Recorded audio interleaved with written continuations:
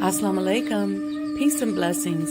You're tuned in to the Sajdah Saturday Morning Coffee Talks, where we talk about life, love, and business.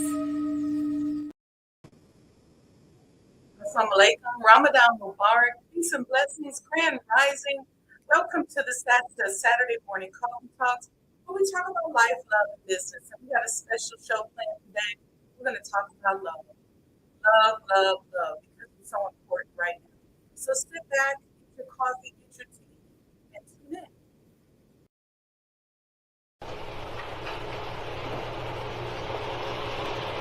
O Allah, guide me among those whom Thou hast guided aright, and preserve me among those whom Thou hast preserved, and befriend me among those whom Thou hast befriended. Bless me in whatsoever Thou dost grant me, and deliver me from the evil of what Thou hast judged. Surely Thou judges, and none can judge against Thee, and he whom Thou befriendest is not disgraced. Blessed art Thou, O Lord, and exalted be Thee above what they set up besides Thee. I bear witness, nothing deserves to be served besides Thee.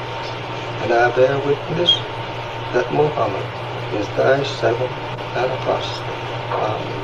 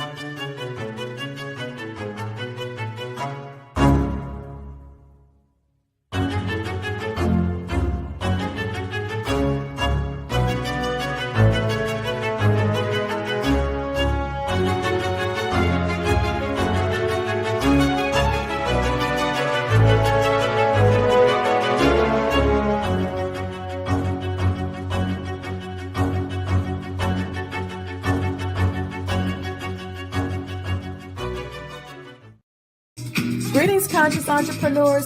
Add the Mind of an Entrepreneur show to your Roku TV lineup and catch up on past episodes of all your favorite Mo Today shows.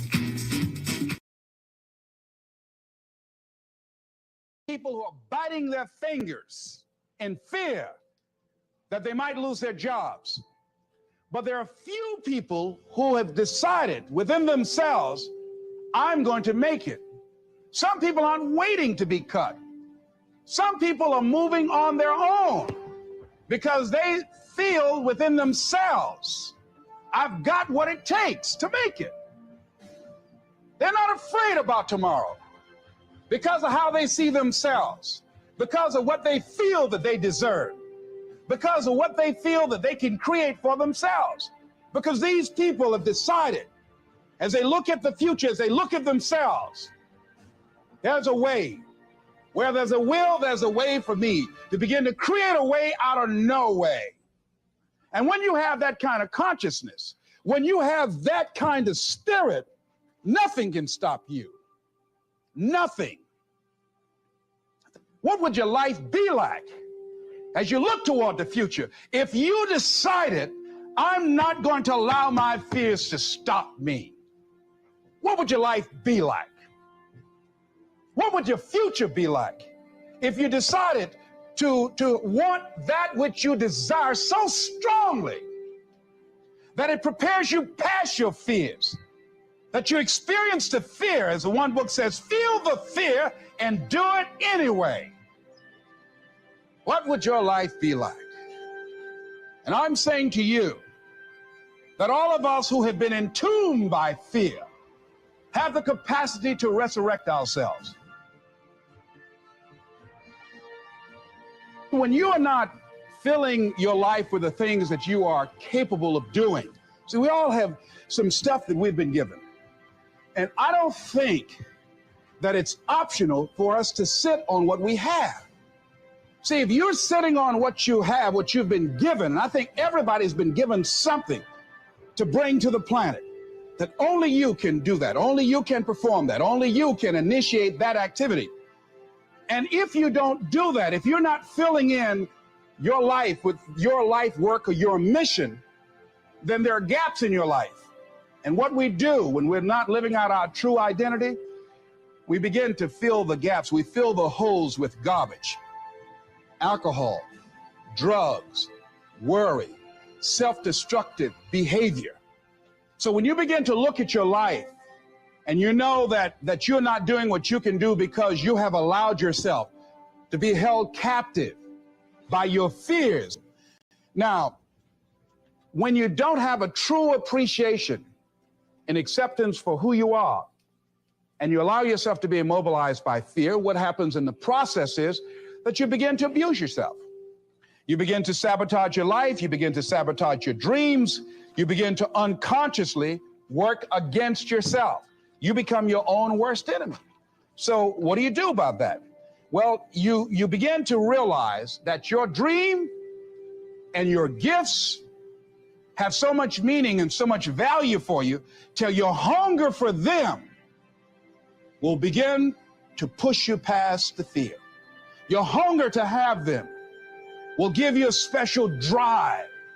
As you work on yourself, as you begin to acknowledge your true identity, the true power that you have, the true capacity you have to bring about change, the miracle working power that you have within yourself to do the things that you want to do.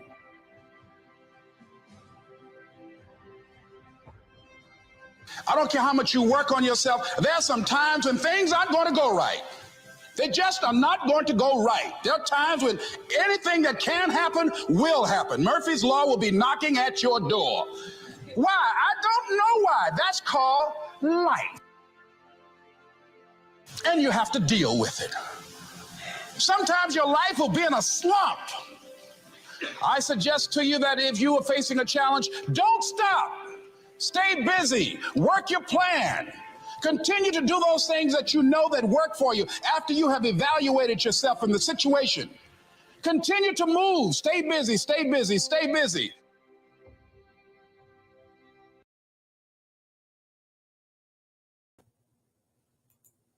That was an earful, wasn't it? Assalamu alaikum, Ramadan Mubarak again. Welcome, welcome to the Sajdah Saturday Morning Coffee Talks, where we talk about life, love, and business. I'm excited this morning. It's been an early morning for me. Got up, did my prayers, did some reading, and I usually spend about 2 hours studying during Ramadan. So I still have that to do after I get off of here with you all. But I'm just excited to be here today and just to share, because what's important is what happens is there's all this stimuli that comes to us throughout the day. And sometimes our moods go up and down. And so you want to be really conscious of those moods and those triggers and things like that, so that you're always focusing and saying, how do I feel at this moment? And take yourself right out of that and say, okay, I feel good. I feel good. And listening to that Les Brown motivation a few minutes ago, it talked about things happening and the vicissitudes of life and how sometimes we get down and sometimes we become so afraid that what we're afraid of becomes a God in our life. And we don't even know what it is. We're just going, you don't even really consciously know that you're nervous or afraid or that you're paralyzed. And so I want to talk about that a little bit today because there's a delicate balance, right? Between moving and working towards your desires and knowing and doing them and making them a must. And then there's making a God out of those desires and ultimately a God out of the fear that those desires won't be fulfilled. So there's a delicate balance, and we're going to talk about that a little bit today. So welcome to you all in the chat. Welcome. Assalamu alaikum, Brother Lamont. Good morning. Wa alaikum salam, sir. Ramadan Kareem. Who else we got? Sister Leisha. Wa alaikum salam. Ramadan Mubarak, ma'am. We got Brother Carlos from Detroit. Wa alaikum salam. Sister Alita from Chi-Town. Wa alaikum salam. Ramadan Kareem. Saturday blessings. Sister Leisha said that was perfect. Praise be to Allah. Because I'm going to tell you, when you're fasting, things start to pop up, right? Allah is moving you and cleaning stuff out, and things really, really start to pop up. And I'll tell you all something. I know that a lot of cultures kind of see the fast and stuff slightly different. And sometimes cultural differences or cultural nuances, creep into religion. But here's a technique that I think is really good. The Honorable Elijah Muhammad teaches us to eat one meal a day. And in eating one meal a day, and he didn't go into all of this, but if you really begin to study it, eating one meal a day, of course, you give your digestive tract a rest, right? Because sometimes what we do is we eat right before we go to bed, and then we get up and we eat again. And so your digestive tract doesn't get a chance to rest. And your solar plexus, you can't hear your solar plexus on a subconscious level because you're so busy digesting. So this is why your intuition oftentimes gets stronger when you fast. But what the Honorable Elijah Muhammad was telling us with one meal a day is that we can activate that solar plexus with just that eating habit. So if you wait, generally we wait between 4 and 6, but it's Ramadan, so we wait till after 7 to eat something, then your solar plexus becomes more vibrant and louder to you than the digestion. And so it's interesting how the body sends signals to the mind and to the heart and to the, to your third eye, to your pineal gland. And digesting all day oftentimes prevents you from hearing those signals. In addition to that, by going that amount of time that he told us and eating the one meal a day, you actually activate your own stem cells.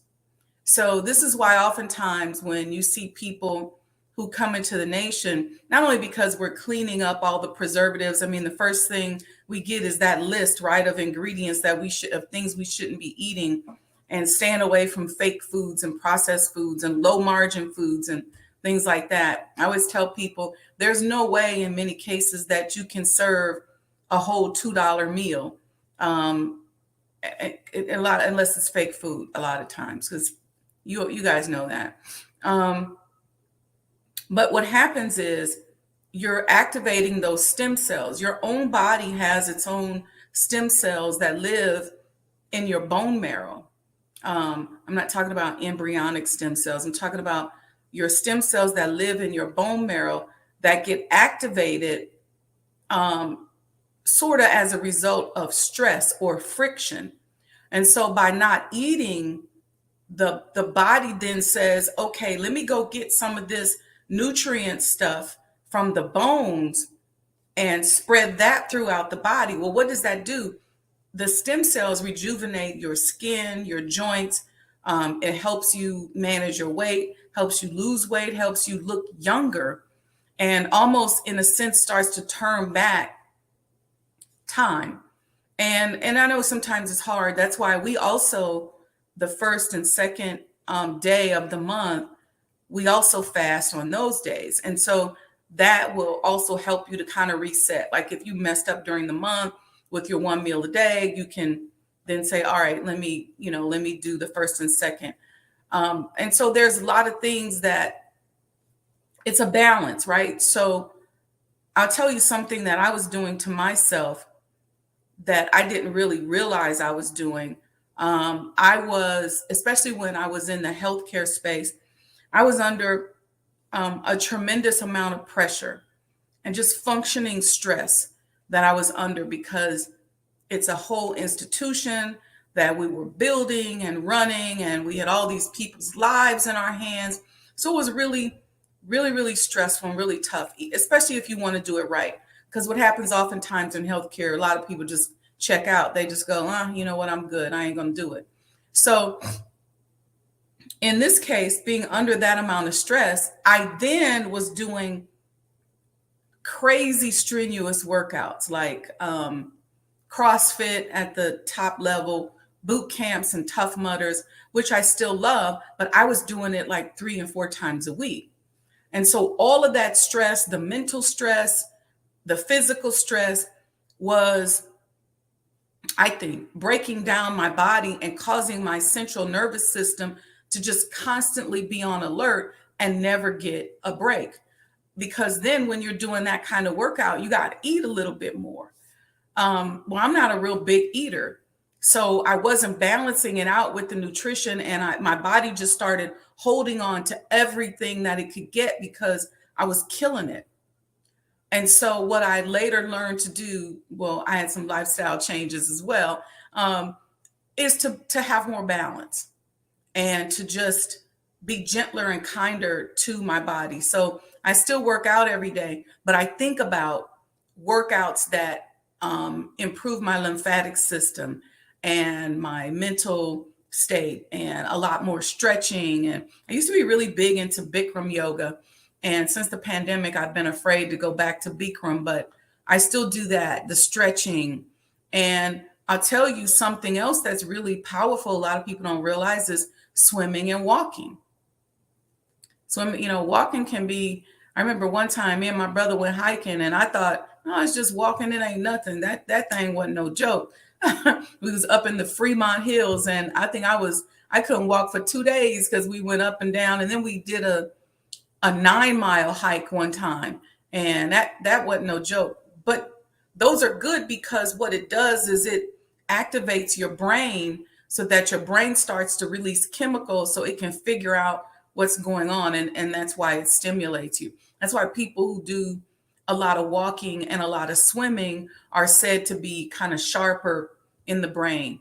So anyway, I don't know why I got off on all of that. But the point being is that we have to focus on taking care of ourselves, okay? And understanding, being a little bit more conscientious of how we're treating ourselves, how we're treating our bodies. So that one meal a day during Ramadan is especially important, because if you go from, we eat, by the time sun goes down, like 7:20, 7:22, and you eat something, and then you go to bed and you go all the way until the next evening to eat again or drink again, what it's doing, it's helping you get rid of toxins and impurities, but it's really, and then at the same time, we're infusing it with additional readings of the Quran. We have our prescribed reading every day. So we're infusing it with that. We're infusing it with extra amount of prayer. We're infusing it with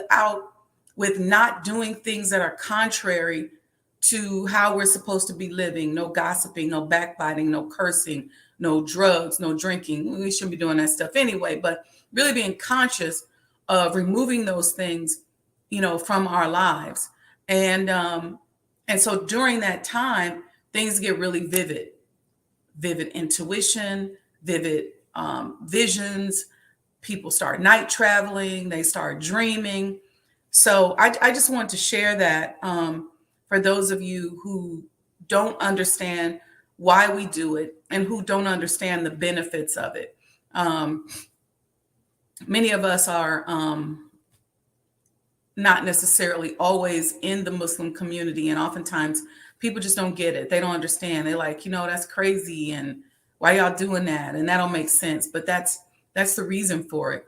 And you can only imagine that with that kind of fast and getting rid of those impurities and infusing your body with those stem cells that you produce naturally when you're fasting, really, really makes this a glorious time and allows you to function at a higher level. And then what I try to do also during this time is really try to focus on my goals and what my next steps in life are and what I'm doing. And so I journal a lot during Ramadan. And so I have notebooks and notebooks of past Ramadans. I got my Ramadan notebook here. You can see it's just filled with all kind of stuff. And so today I wanted to talk about love, because it's been a topic that I've been studying in connection to the development of the Honorable Elijah Muhammad House Museum, studying the history, studying the Honorable Elijah Muhammad being on the run for 7 years.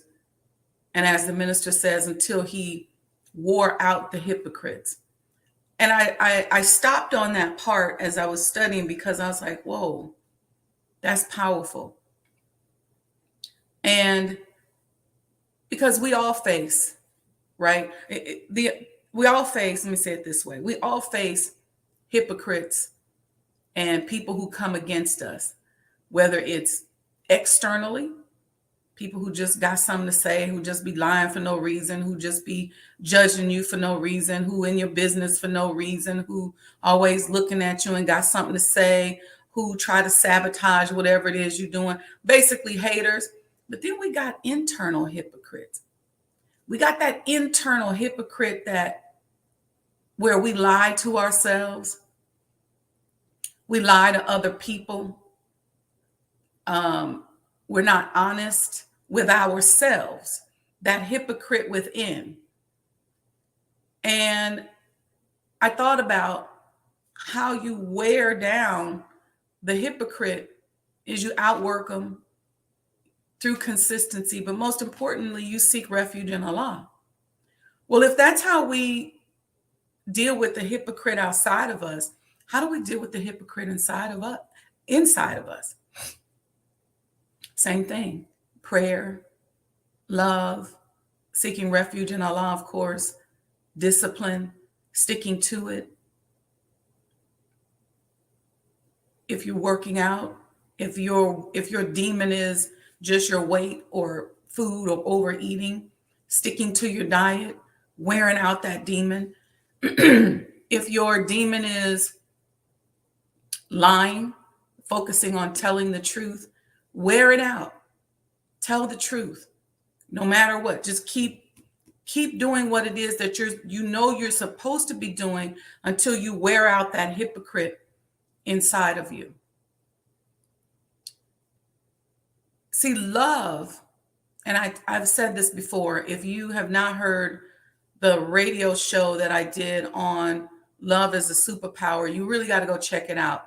My podcasts they're on Spotify, they're on Apple Music, but you can go to Spotify and type in my name, Sajdah Wendy Muhammad, and you'll see them. And I think that one's up there. I think they put that one up there. Love is a superpower, because when you hold on to that love, and I'm going to talk about the love of Allah and the messenger and that kind of love, hanging on to that love, and that love being your lifeline is your power that's the antidote against the haters, against the hypocrites, against the people who are going to come against you. Once you let go of that love, listen to this. Once you or me or any of us let go of that love, we open the door and those demons come in like a hyena, like hyenas, like a pack of hyenas. We've seen it throughout history. We've seen it. Once that person lets go of that love, see, no matter what you do, you got to love yourself. You got to love Allah and his messenger. You got to stay there with that love. Whatever happens, don't ever let go of his hand. Never let go of God's hand.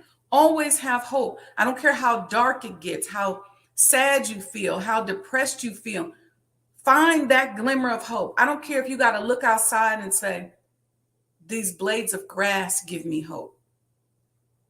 I don't care if you got to just go and say, well, he's never forsaken me.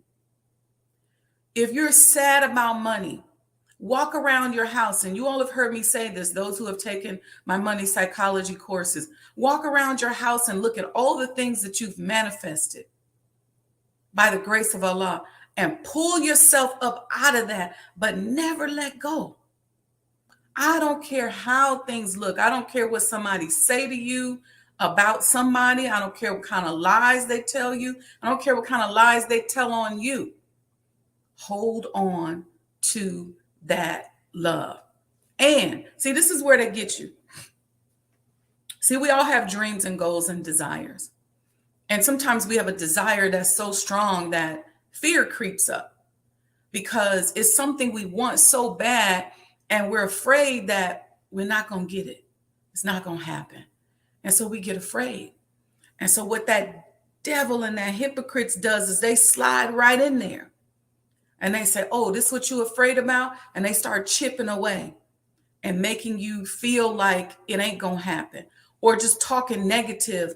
If you're looking for a man or you trying to get you a wife or whatever, you say, and they'll say, hell, you know, sister, it ain't that many men out here. Or they'll say, well, you know, most of the black men is in jail. They just start chipping away. So you start thinking, this ain't going to never happen. Or they say, brother, you know, most of these sisters are spoiled. Most of these sisters just want to eat fast food and they ain't trying to cook. Most of these sisters don't even want brothers anymore. I'm just using these as example. So they start chipping away. And so when they chip away, they start to introduce other alternatives. And then make you think, well, this thing ain't going to happen. Let me do this. So you abandon your desire out of fear. But when you hold on to Allah and make him the God above all else, you can always go back to that, because when you make your desire or that thing you want your God, then it becomes easy for people to tear it down. And then what happens after they tear it down? You've lost your love. You've lost your connection to Allah, to the source, to the creator.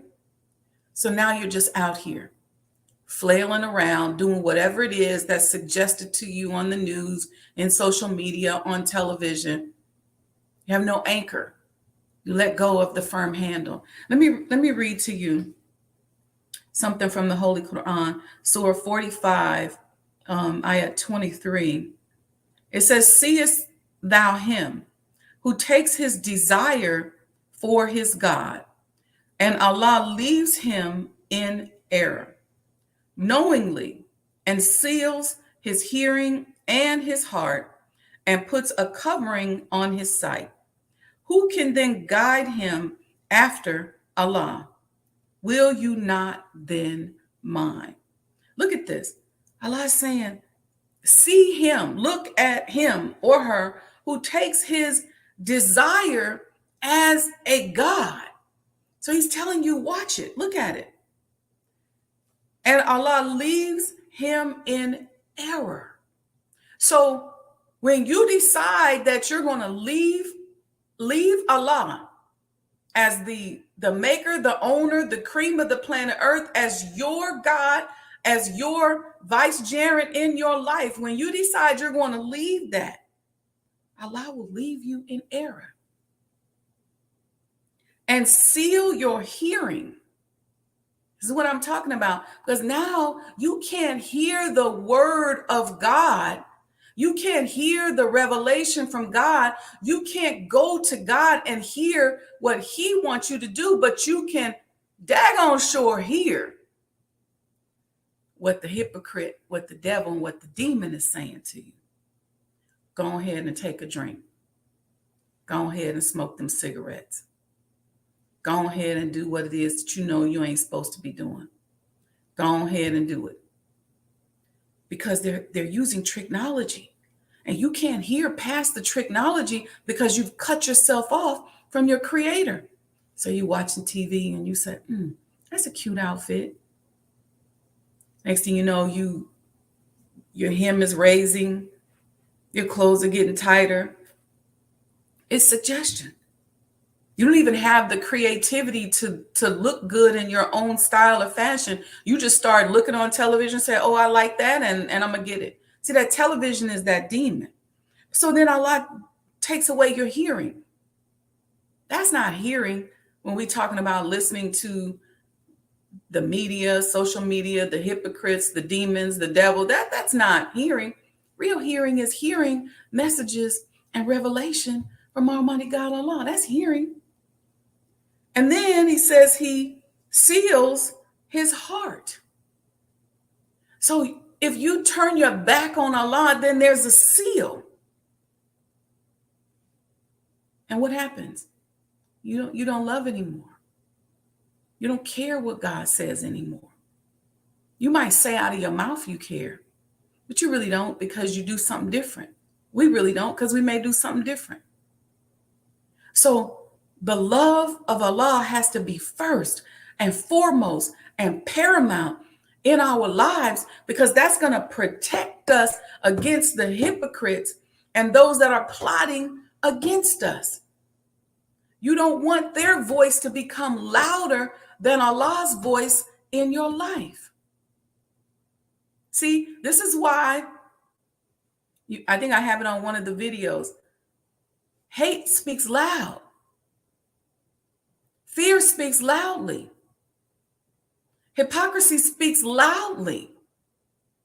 But then love is whispering. Why is love whispering? Love is whispering because our connection with God is not strong enough so that we move away from our fear. I'm sorry, I just seen this huge deer just walk past my window. So two of them, as a matter of fact. Okay. They're like, what's going on up in there? Alrighty then. Okay. Anyway, that fear becomes so loud. And we start to nurture it because we talk about it all the time. We're afraid of something, and so we talk about it. We look at TV channels about it. We watch movies about it. We talk to our friends about it. It becomes a doctrine in our lives. We create rules around what we're afraid of in our lives. Now that fear becomes a God that we now worship. Forget worshiping our desires, but now the fear becomes the God. And so our hearing gets sealed, our hearts get sealed. There's covering on our sight. We can't see. You ever try to tell somebody the truth when they're deep in their fear and deep in their emotions and they just can't see it? They just can't hear it because that demon has become a God. That's the trail when we make our desires a God above Allah. It's polytheism. And so on a practical level, we have to make sure that we're always grateful. Everybody should have a gratitude journal. You should have some way in which every single day you have a conversation with yourself and with Allah about what you're grateful for. And if you don't have a journal, if you're not really into writing and you can't do it, then take some time. Go for a walk and be thankful for everything you see. And as you're moving past things that you're grateful for, think about things in your life that you're grateful for. Think about it. Y'all quiet in the chat today. Give me some feedback. Let me know if you hear me. Did I go blank? Because y'all must be thinking today. Because there's a lot of talk about moving towards our goals. And I know I talk about it a lot too, moving towards our goal, figuring out who we want, what is our authentic self? What are we trying to do with our life? What do we show up on the planet to do? All of that's real and all of that's perfect. But that can't become a God besides Allah. We have to be able to hear, to see, and we close ourselves off. See, we read these things oftentimes, and we see it saying, talking about taking our desires as a God, but we don't really know what that means. We read about people who turn hypocrite and people who go away, but we don't know what is that process? What is that process like? The process begins with turning away from Allah Himself. That means that whatever you see and whatever you saw or whatever somebody said to you chipped away at your love, not chipped away at your religion, chipped away at your love and your connection to Allah Himself. It chipped away at it. See, you got to know like you know, like you know. And this is a way that you can really ground yourself. As we're sitting here in deep thought, I don't think anybody's thinking, let me make sure my blood is flowing. Let me make sure my heart is pumping.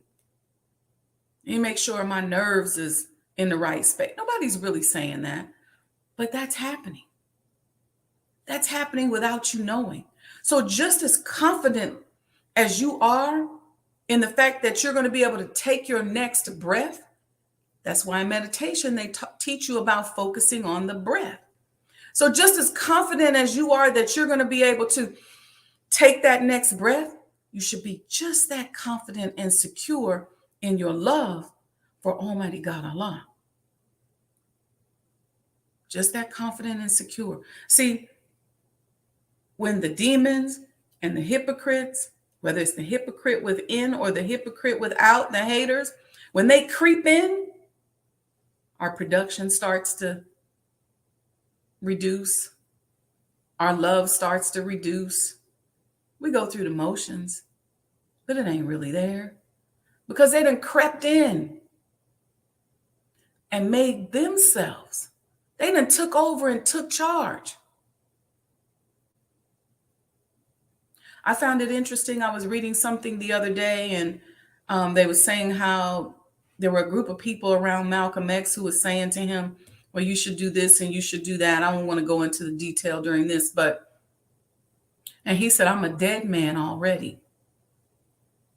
And I was like, wow, that was powerful.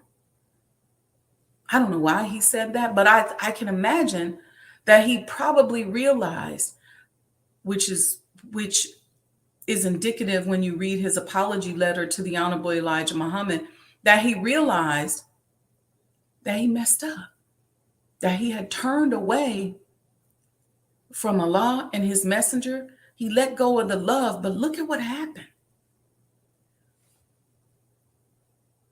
If there's that ring of demons and hypocrites within us and outside of us surrounding us, when we let go of what is kind of the proverbial ring of fire around us, so like in his case, his connection and his love for the Honorable Elijah Muhammad and Allah, Master Prophet Muhammad, was his ring of fire around him. When he distinguished that by letting go of the love, them demons and hypocrites came in like a pack of wild hyenas. They surrounded him and gripped him and took over. There was nothing he could do. And he said, I'm a dead man already. So that's why in that motivational tape at the beginning that we played, when Les Brown talked about when we have those gaps in our lives, we fill it with garbage. And that garbage comes in. Those hyenas come in and they take over our lives. And it almost requires some kind of spiritual death, or we may even physically die ourselves, because the demons just get so big. They just keep growing because we keep feeding them. We keep letting them get bigger and bigger and bigger. And at the same time, we're this shell. We think we're the same. We dress in a certain way. We're looking a certain way. But that demon is huge. And he's bigger than the God within. And we don't even stop to think, let me cry out to Allah anymore, because we feel like I'm dead already. It's a lost cause. So holding on to that love, holding on no matter what. I don't care how rock bottom you get. Hold on. Hold on. I don't care if you make a mistake tomorrow. I don't care if you make a mistake later today and accidentally curse at somebody. You better come on back to Allah. Come back and get back no matter what. If you leave the fold, get back. Get back to Allah. Get back. Ask Allah, how can I get back? And come back. Plead to him to help you get back. Don't give up and say, oh, I'm dead already. See, because that demon starts to, it's like the minister talks about the spider. And if you go to the surah, the spider, and if you even study how spiders work, they create a web in the darkest hour of the night. And in the darkest hour of the night, usually that's why when you wake up, you see the spider web, because they created at the darkest hour of the night. But the spider can't see. He can only feel and sense. So when a fly or something hits the web, he senses it and he rushes to it. And science says that the fly, if you will, has 3 seconds to get up out of the web before it will be killed. So when the spider comes down on the fly, he takes his needle, the stinger, puts it inside of him and injects enzymes. And those enzymes erode the internal organs of the spider. That's why when you see a little bug or something that's in the spider web, it's real light. It's just the shell. And it sucks it out. So think about that. When we do something, if that little bug, that little fly has 3 seconds to get up out that web before the spider sticks its needle in it, we got to get up out of whatever we're in. You got to move quickly. If you know you lying, you got to get up out of that lying.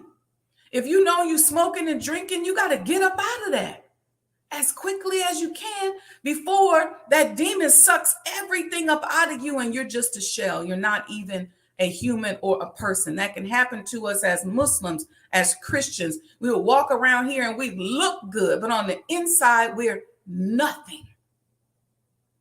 It's gone. Our insides are gone. We're just zombies walking around because that demon done sat on us and put that stinger in us. What's the proverbial stinger? Could be gossip, could be dropping something on you. Could just, most of the time that's how it comes, because it has to take away what? Your hearing and your seeing. As the Holy Quran teaches us. So these are things that we want to work on during this Ramadan season. Work on moving past our demons. How do we do that? You don't do it by focusing on the demon. So if you know you got a fear, don't sit up and talk about it and focus on it all day long. Because what happens? What you focus on expands. You have to introduce some other thoughts, some other behaviors, something that is contrary to that demon so that that becomes louder than the voice of that demon. You want to enhance your hearing. Well, Ramadan is a great time to do that by praying, by fasting, by listening to the word of God, by focusing on the word of God, by focusing on behaviors that you know you shouldn't be doing and you shouldn't be practicing in, but you want to focus on what you should be doing. You want to focus on what's right and what you're supposed to be doing. Focus on that and not on what you're doing that ain't right. Try your best not to create rules around your fears, behaviors around your fears, because that'll paralyze you. You'll be like the fly stuck in the spider's web and you can't get out. And then once it sucks the insides up out of you and injects the enzyme, what's interesting about that spider is that he injects something that eats away at your insides. Just like the hypocrite injects something that eats away at your faith, that eats away at your love. You watch TV and it suggests something that eats away at your morality, eats away at who you are. Once it eats away at who you are, how you get back? See, unlike the fly that's in the trap, we always got Allah. The fly might not be able to call on Allah and say, Allah, this spider is on my neck and he's sucking the life up out of me. The spider is like, I'm just a dead man. But we always got Allah that we can call on, who never forsakes us. You might be looking in the mirror saying, Allah, I'm 350 pounds. And I did not mean to be 350 pounds. This demon inside of me, something been sucking on me. I know I'm supposed to be working out. I know I'm supposed to be eating right, but I get depressed. I get emotional and I eat and I didn't mean it. But we always can call on Allah and he will always answer. That's the difference. That is the difference. We can always go back to our nature. And what is our true self? Is one who submits to the will of God or the will of Allah. See, we're all Muslims. Whether we're Christians or Muslim is just a manifestation of an action. It's just submitting to the will of God. Allah, what you want me to do? Okay, I'm getting ready to do it. Whether you do that in the methodology of Christianity or in the methodology of Jehovah's Witness, however you do it, you still are in submission. You're still seeking refuge in Allah, which makes you still a Muslim. So we're going to talk about that. We'll talk about something a little further next week, because I was thinking about the difference between a disbeliever and an unbeliever. That's a little bit next week. But I just want us to focus on that, because sometimes we lose the practicality of our religion, or sometimes we get so pious and we're speaking in Arabic or Hebrew, and we got all these, you got the Bible, you got the Holy Quran, you got all this stuff that can be intimidating. And so you may not really, you got the prayers and how you're supposed to pray, how you're supposed to do your rakats. Some of us really get intimidated by that. And so I want us to telescope out a little bit and say, well, wait a minute. What do I do about this demon that I'm wrestling with right now that got its needle and venom in my neck? And that demon can be a person who is befriending you, who is injecting contrary thoughts and hypocrisy right up in your brain. Could be that. It could be drugs. It could be food. It could be sugar. That sugar is the devil. I started saying that when I started working in the vascular surgery world, because 90% of the problems that people will come in when they have circulation problems is either smoking or sugar. 90%. Glucose begins with the root word glue. So it's literally gluing your vessels closed and together. So you want to watch that. So if that's your drug, you got to be careful.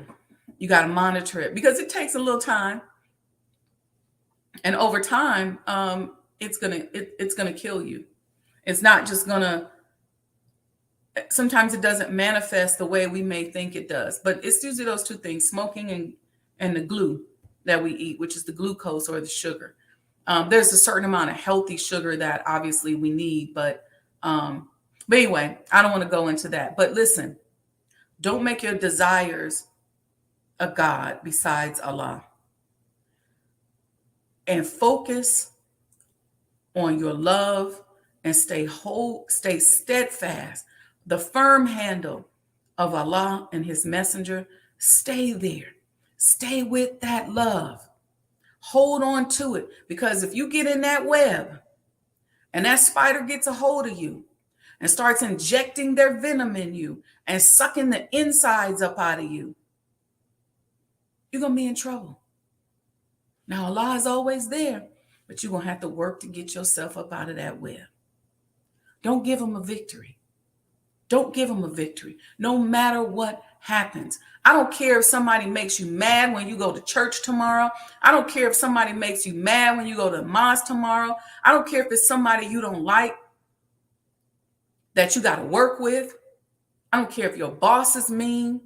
No matter what, know that you are a child of God, and there ain't nothing that they can do to you that's going to take away God's favor on you. There ain't nothing you can do. The table's already been prepared. So don't you flip over the table and move away from the table, because God set the table. He gave it to you. He let you walk in those valleys. And you don't have to fear no evil. But don't you throw the table away and flip over everything on the table that he's given to you just because you done got impacted and sucked on by a bad boss, a bad officer in the mosque, a bad deacon at the church.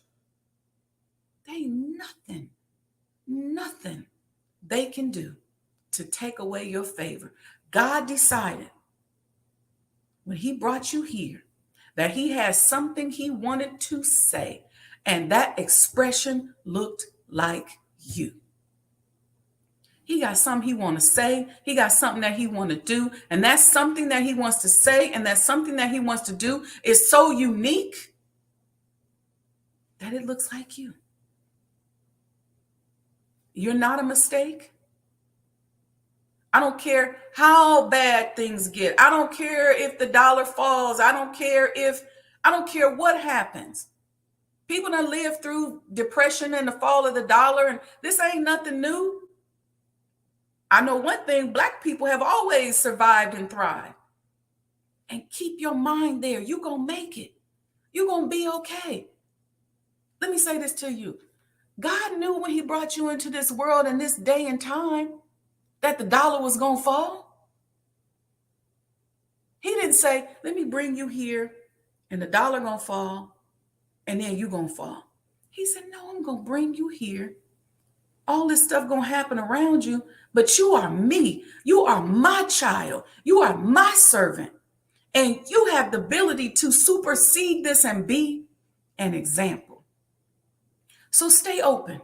Don't let the fear get to you. Don't buy into all of this. Yes, it's happening. Yes, you pay attention so you know how to move. But most importantly, you hang on to your love,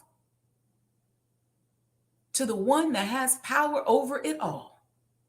And stay in close communication. Stay close to him like your jugular vein. And he will tell you what to do. He will tell you how to move. And don't make up and say he told me this or that, because you really just trying to avoid your fears. Be honest with yourself. That happens too, right? We afraid of something. We say, oh, shoot, God told me not to do that. I don't know. No, that's your fear talking. So that's the other piece of it. When you focus on your gratitude and go back in history and look at how Allah has moved you throughout your life and how he's blessed you and how many times you should have been dead and how you ain't supposed to be here. When you go through all of that, you can hear him a little bit better. So when that fear starts talking and the devil likes to mimic God and that fear sound like God, and then you come out and say, well, God told me, no, that was the fear posing as God. All right, I'm gonna get off of it, y'all. I see y'all in here. talking and chatting. Y'all got y'all commemorative Elijah coins? Did you make your donation yet? Brother Robert 11 next says, so on point. Praise be to Allah. You're welcome, sir. Brother Lamont said, demon is on your back. That's right. Sister April said, I do too, sis. I've learned to have compassion with myself regarding my weight. That's right. Ramadan Kareem. Peace and blessings, everybody. I see y'all comments. All praises due to Allah. Thank you for all these wonderful, wonderful comments. I see y'all in deep thought. See y'all with the bullseyes. Praise be to Allah. Make sure y'all get y'all commemorative Elijah coin. I was on the Spiritual Injection podcast this week, and we talked about holding your commodities in collectible forms.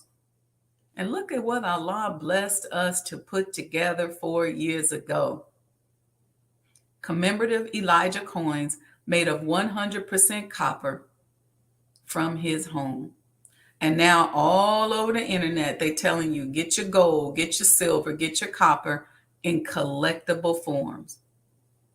But I tell you that when you listen to Allah, you will be so on point that people will not even believe it. People will ignore you because you're so right. And you just got to keep going. But look at this.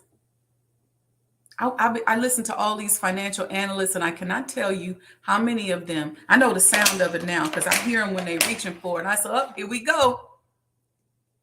Look at this. And we got one with the messenger's face on it, 24 stars around it. The most sacred piece of property in modern Black history on the back says he lives. La ilaha illallah. There is no God but Allah. He lives. Get your commemorative Elijah coin. Go to sajdahhouse.com. You can use the discount code Ramadan23 to get 10% off. Make a donation, sajdahhousedonations.com. Just because it's Ramadan and Savior's Day is over, y'all don't have to go to sleep. You don't have to do that. We got Cash App, $Mo today, MOETODAY. Make sure you like and subscribe to this channel and share this with somebody else. And join the mailing list. If you look on the bottom, you'll see how you can join the mailing list. Just text Do For Self, DO 4 SELF to 855-574-9099. And lastly, add the Mind of an Entrepreneur to your Roku TV lineup. Peace and blessings, family. I thank you all for your support, for your love, and I pray that you get something out of what we share with you every Saturday morning. So tune in Thursday for the Mind of an Entrepreneur show. I'm not sure who the guest is, but y'all know how we do. And like and subscribe. Go back and check out past episodes, and we'll go from there. All right, but listen. Stay focused. Stay steadfast and have a beautiful, beautiful, beautiful Saturday. Peace and blessings, family.